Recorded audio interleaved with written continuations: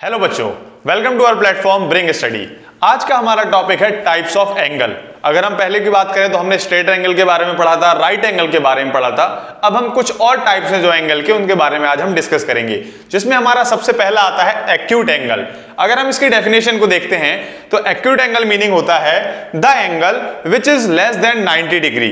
इसका मतलब होता है कि ऐसा एंगल जिसकी वैल्यू 90 डिग्री से हमारी छोटी हो, यानी उस एंगल की वैल्यू राइट एंगल से कम होगी। सपोज एक हम एग्जांपल लेते हैं, हमारे पास कोई एंगल है जिसकी हमारे पास वैल्यू कितनी है 60 डिग्री, तो ये हमारा कौन सा एंगल हो जाएगा, एक्यूट एंगल। अब हम एक और एग्जांपल देखें। फॉर एग्जांपल इस तरीके का हमने एक एंगल और बनाया, ये एंगल हमारा 80 डिग्री है, ये भी किससे छोटा है, 90 से छोटा है, तो ये भी हमारा कौन सी कैटेगरी में जाएगा, एक्यूट एंगल कैटेगरी में। यानी जो भी एंगल 90 डिग्री से अगर छोटा है, अगर वो 89 डिग्री भी है, तो वो भी हमारा एक्यूट एंगल की कैटेगरी में आएगा।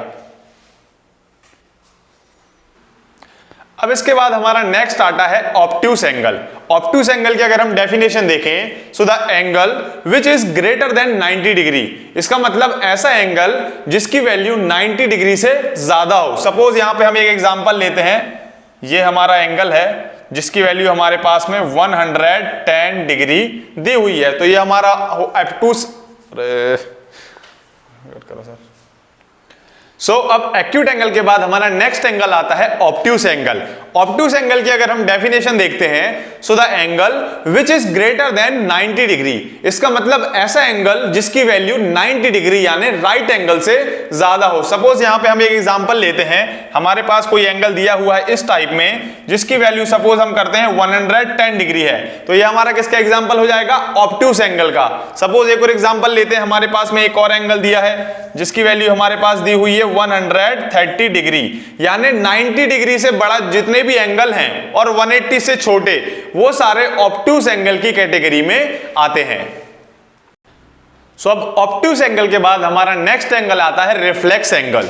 अगर हम इसकी डेफिनेशन देखें, so the angle which is greater than 180 and less than 360, यानी ऐसा एंगल जिसकी वैल्यू 180 से तो ज्यादा है लेकिन 360 डिग्री से उसकी वैल्यू कम होती है। सपोज यहां पे हम एक एग्जांपल देखते हैं कि हमारा एंगल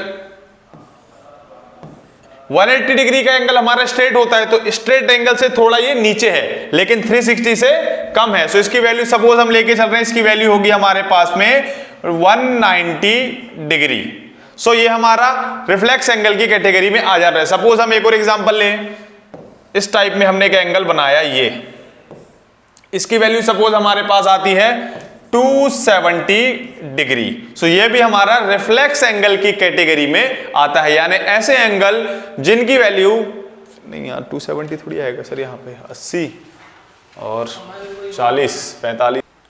हम बेसिक डिफरेंस देखें तीनों एंगल में।